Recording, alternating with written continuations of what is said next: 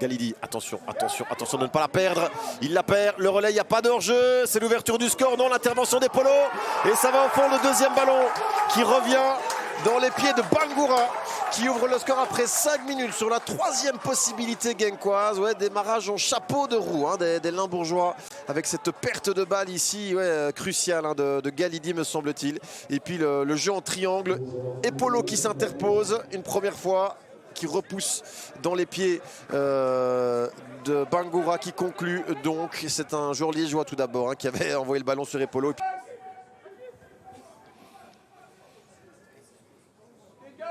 Deuxième corner donc, c'est parti, c'est très aérien. Deuxième poteau, Penders qui est surmonté.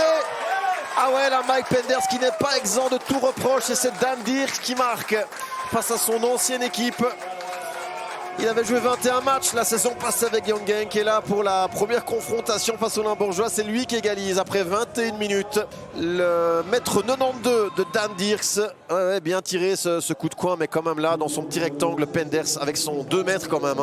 C'est le joueur le plus grand sur la pelouse, le portier genkois. Il doit mieux faire. Il se fait complètement avoir. Et Dan Dirks, opportuniste, qui bat Bangoura pour la petite histoire. 17 ans seulement, Josué Kongolo, qui est sous la menace d'une suspension. Attention. Bonne balle vers Lawrence. Lawrence qui doit prendre le temps pour ajuster son centre. C'est dévié. Et ça termine au fond. 2-1 pour le SL16 FC. Mais super ballon vraiment. Adressé sur ce flanc droit à Henry Lawrence, l'anglais de 22 ans. Transféré des U21 de Chelsea cet été. Regardez ce ballon ici, c'est Dan Dirks qui le lui donne dans le timing parfait. Et là, Lawrence qui regarde, qui lève la tête et qui centre, qui met en difficulté la défense genkoise. C'est Kongolo qui dévie ce ballon au fond de ses propres filets et permet aux Liégeois de mener 2-1 après 33 minutes dans ce match entre espoirs qui tient véritablement toutes ses promesses en termes d'intensité et de spectacle. Le Standard, ces espoirs qui peuvent inscrire la moitié en une rencontre, des buts inscrits en 11 journées. Galidi face à Penders qui reste de marbre sur ce plat du pied droit. Penders qui n'a pas esquissé le moindre geste. Et le SL16 FC qui fait le break dans cette rencontre, puisqu'il termine au fond. La faute sur Ziani que l'on félicite aussi. Et donc Galidi qui a complètement mystifié un Penders resté de marbre là-dessus. Pourtant pas extrêmement bien placé, mais il y a bien l'effet de surprise avec Penders. Rachel trouve Mbarki à gauche, ça passe. Yameogo, erreur de jugement. Mbarki dans le rectangle qui va déborder. Mbarki pour Akman et ça finit au fond. Ali Akman rentré à la place d'Olivier Mini. Ça c'est génial quand même. Et qui marque son premier but de la saison fatalement. On revoit, et cette erreur de jugement de Yameogo qui le met quand même un peu dans la sauce. Et là Mbarki, c'est superbement bien joué. Le centre en retrait. Et Akman n'a plus qu'à pousser la balle au fond. Nichinton est un peu court pour intervenir. 1-0 pour Dender et les hommes de Timmy Simmons. Edouard Mbarki. Rachel Van Oudenhoven en bout de course. Il arrive à garder ses balles dans la limite du terrain. Ça revient chez Marceau. Bien joué pour Akman. Le doublé, oui. Ali Akman, mais rendez-vous compte, cette histoire est complètement folle. 2-0 pour Dender d'entrée dans cette deuxième période pour le nouvel entrant. Il va peut-être perdre sa passe dans le 11 de base. Alors qu'on revoit donc c'est Marceau qui très intelligemment laisse cette balle à Akman. Mais alors là par contre c'est dévié évidemment. Ouais. NDI lui aussi retrouve le terrain. Ouh, attention, cashback qui n'avait pas vu que notre ami Reiner était là. Et voilà, ça se termine par le 0-1, la punition après cette grossière erreur de cashback. Cette saison, le joker de luxe de cette équipe du Berscott. Mais alors, quelle erreur de cashback. Et puis la conclusion, il faut encore la mettre. Reiner, c'est le geste parfait. Il avait senti le coup, il avait senti l'erreur. Alors, le corner, ce sera sortant Et la patte gauche de Matisse. Oh, il est très bien donné, la reprise de la tête. Et le 0-2. La reprise de la tête hors de portée de Margueron. Mais quelle absence de marquage dans la défense de Serein. Et voilà, très tôt dans ce début de deuxième période, qui se met à l'abri. On va revoir ce coup de poing. Et là, il est absolument tout seul. Nzita, il a le temps d'ajuster. Sa tête est imparable, magnifique. Petit filet, Margueron ne peut strictement rien pour tenter de réduire la marque, l'écart. Segbe, la concentration et le contre-pied parfait. Et premier but de la saison pour Segbe, titulaire cet après-midi. Il n'a pas tremblé face à Mathias. 1-2.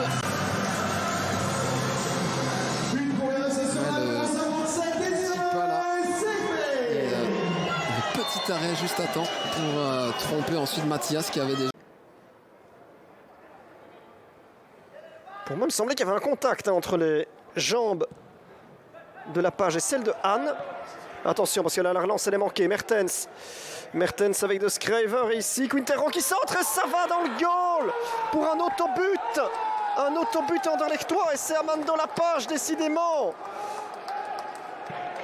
Complètement raté. Mertens vient s'appuyer sur De Schrijver qui ouvre ensuite sur Quintero. Et le centre, finalement, qui était un petit peu loin, qui allait arriver un petit peu loin de Mertens. Premier affrontement. Oh, on parlera de ça après parce que là, Hendricks va lancer Kerrer peut-être pour l'assist de la balle de match. Kerrer! Oui, cette fois-ci ça rentre. Cette fois-ci ça rentre pour Lennart Mertens qui retrouve ses sensations, que ce but va lui faire du bien. Un homme qui d'habitude est un serial buteur. Assuré définitivement le succès de Daines et peut-être une 4e place au général ce soir, on revoit. Kerrer avait évidemment beaucoup d'espace pour s'exprimer et ce centre, c'est un caviar pour Mertens. Là, il ne pouvait pas la manquer. Et qui sait?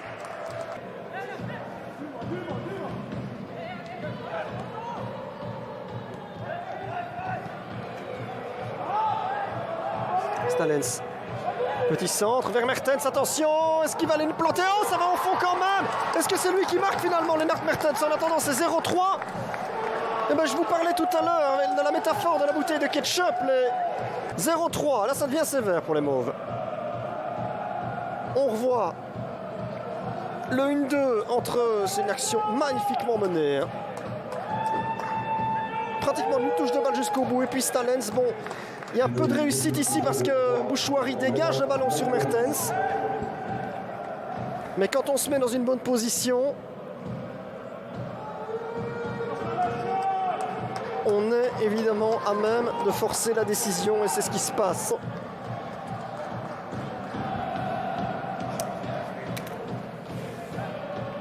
Oh attention, petite erreur de Rieder, ça va offrir un goal à Yur qui décale et De Greef marque quand même la réduction de l'écart. Bon, c'est très tard, hein. On est dans la dernière minute de temps réglementaire. Challenger Pro League. Là, on a su profiter à merveille d'une erreur un peu grossière. Regardez le Steve De Rieder qui s'en met complètement les pinceaux. Et Yur. Collectif. Itrak qui s'est sacrifié. Le ballon reste dans la partie de terrain Boren avec Atanga. Il y a Maubert et le but d'Evan Andersson au bout du temps réglementaire. Le scénario catastrophe pour les Francs-Borins. Et ce but d'Evan Andersson, l'Écossais qui avait joué de malchance à 2 reprises devant les buts du RFB. Une action confuse, la perte de balle de Courty. Scénario cruel pour les Francs-Borins. Le centre de Maubert, il est à l'aveugle. Et l'attaquant ostendais qui trouve l'espace nécessaire pour glisser le ballon à Evan Andersson qui est tout seul, qui est scellé, qui est abandonné par la défense du RFB et il va probablement offrir. Et un meilleur taux de passes réussies aussi pour le Lierse. Et là c'est un bon ballon à nouveau pour Bertaccini. Bertaccini face à Tunkens. C'est 1-0 Juste après la fin du premier quart d'heure, Bertaccini qui cette fois s'est montré égoïste. Il avait été trop altruiste juste avant cela. Mais quand il est lancé dans une chevauchée comme celle-ci, il est rarement rattrapable. Finition parfaite et 9e but au-dessus dans ce premier quart d'heure. On revoit la base de l'action, cette ouverture de Wilmots pour isoler Bertaccini, l'assist aussi, il faut le souligner, du fils de Marc Wilmots. Et puis alors la finition de Bertaccini, ça c'est quand on est en confiance, qu'on est un pur buteur. Il ne regarde absolument pas le ballon, hein. Il ne regarde absolument pas le but plutôt. On va cancer, ça ne fonctionne pas et on est déjà avec les 100 et Marine. Atterri qui a vu l'appel de Lioka, Lioka il est plus rapide. La passe contrée, maintenant Cacho la frappe. Magnifique de l'extérieur du pied et ça va se loger dans le petit filet opposé de Jens Tunkens. Le break est fait. Liège qui est en train de concrétiser la moindre possibilité. Tunkens est resté les pieds dans le tapis. On revoit l'appel de balle de Lioka qui est plus rapide que tout le monde. La passe contrée puis derrière Cacho, contrôle, prise d'information, frappe imparable. C'est juste splendide. L'efficacité liégeoise fait la différence et ça démontre aussi qu'il n'a encore rien eu à faire et là il répond directement présent. Le coup de coin, la reprise, le goal splendide. Oh quelle reprise d'Obi Oularé en première zone. Alors là honnêtement c'est magnifique hein, ce coup de coin. Et le geste du buteur là, de Bati, réduction de l'écart, 2-1. On revoit ce coup de coin botté en première zone et sans se poser de questions. Oularé qui vient couper la trajectoire. Long ballon vers l'avant, vers Oularé. Il n'y a pas de hors-jeu. Oularé légèrement excentré, ballon en retrait, la frappe, magnifique, l'égalisation, splendide. Oh là là. Thibaut Vanacker, le capitaine pour le 2 buts partout. Mais que c'est intelligemment joué de la part de Oularé qui après son but quart d'heure de la fin, les compteurs sont remis à égalité. On revoit ce bon ballon vers Oularé qui prend l'information, ballon en retrait, Vanacker, boum, pleine lucarne. Il ne s'est pas posé la moindre question là, le capitaine, l'ancien joueur du Cercle de Bruges. Ce ballon comme il se doit. Le corner repoussé. Peut-être une tentative. Non, le centre au deuxième vers Vanacker qui prend le contrôle. La remise, magnifique. Et la tête pour le 2-3. Magnifique action collective des Liérois et l'explosion de joie là-bas des supporters liérois, de tout le banc du Lire. C'est les joueurs qui viennent fêter cela devant leurs supporters. C'est une belle communion. S'il vous plaît, la lucidité. On va revoir tout ce qui s'est passé. Le centre au deuxième, il prend le contrôle, on lui laisse beaucoup trop d'espace à Vanacker, la petite remise et alors la tête hors de portée de Bati, la tête signée Marie Nissen, donc le grand défenseur central qui a inscrit son tout premier but.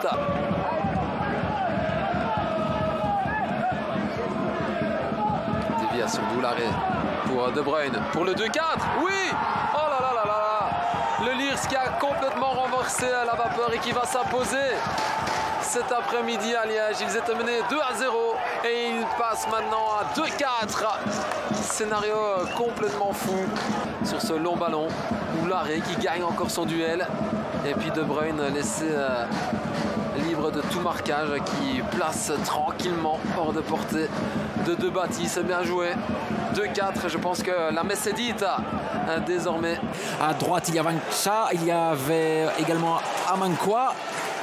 Grosse défense de la part de Beveren, mais ce n'est pas terminé là pour Lomel. De Grant, le contrôle et le centre, il a levé la tête, celle d'Arthur Salès.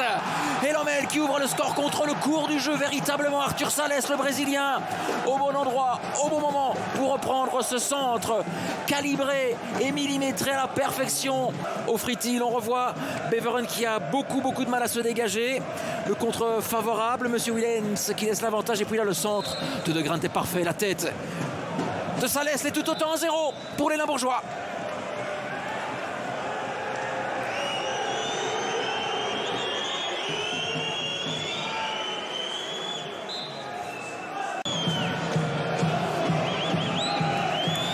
6e coup de coin pour Lommel. Qui tient bon. Qui serre les dents, qui fait le dos rond. Granel avec la tête. Le break est fait, il n'y a plus de suspense. Igor Vetokele qui vient fêter ce but avec le parquage limbourgeois. Vetokele de la tête. Cette victoire à l'extérieur, c'était plus arrivé depuis le 3 septembre dernier. Vetokele qui prend le meilleur sur Sheldon Bateau. 2-0.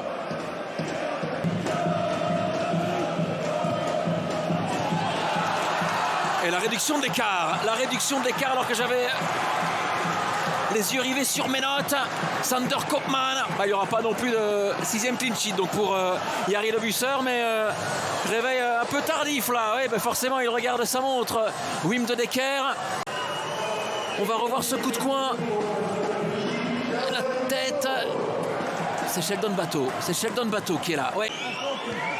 Nous avons dépassé les 3 minutes de temps additionnel. L'ultime possibilité peut-être avec Ismaël. Ismaël avec Choukour, le 1-2, le Nigérian est dans le rectangle, le centre et ce ballon qui rentre. C'est incroyable. 2 buts en 2 minutes. Le but contre son corps de Sam de Grant. Et Beveren qui va gratter un point au bout du bout, du temps additionnel. Sur ce déboulé, sur cet ultime déboulé, ventre à terre de Taoufik Ismaël. Il s'appuie sur Choukour et le centre du Nigérian est dévié par De Grant. Ce dernier gêné par la présence de Youssef Saleh. 2 partout. Mais quelle fin de match. C'est incroyable. Et merci la Challenger Pro League. C'est pour ça qu'on l'aime. 2 partout. Mais ils font tout, évidemment, le patron pour essayer de vous déstabiliser un adversaire sur le plan psychologique. Romans, le centre de Traoré, Belin devancé. Ça va où ça? Est-ce que c'est de rentrer? Oui, c'est rentré pour Zult. C'est 0-1 dans la 40e minute. Et c'est un but signé Mateusz Machado. Et ça pourrait évidemment nous lancer véritablement les hostilités. 5e Kelabona pour le SCV. On va revoir ce coup franc qui était joué rapidement. Le petit centre de Traoré que Belin va nous chercher là. C'est ici où ça rentre. Elle est rentrée complètement. Ici, c'est clair. Hein. Pierrot va chercher ça derrière la ligne. Qui nous sort un geste remarquable. L'un des plus beaux gestes défensifs du week-end. Le corner de Vormer, attention. Boum, Romans, Belin s'est repoussé dans le goal. Pour Zulte Waregem qui fait peut-être le break ici à 25 minutes de la fin. But de Robert de Kostereux. 0-2.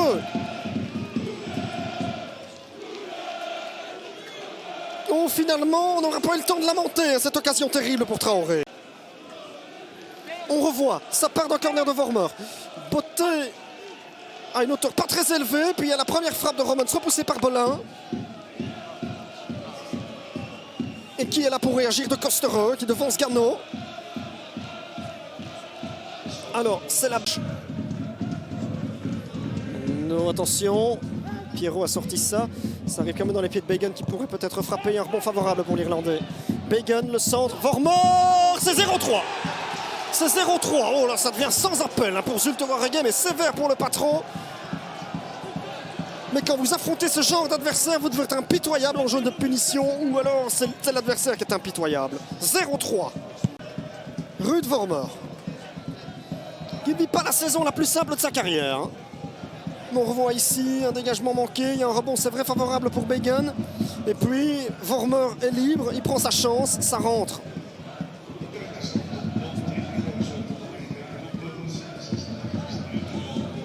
C'est vrai qu'il y a une petite déviation. Via le malheureux Renson.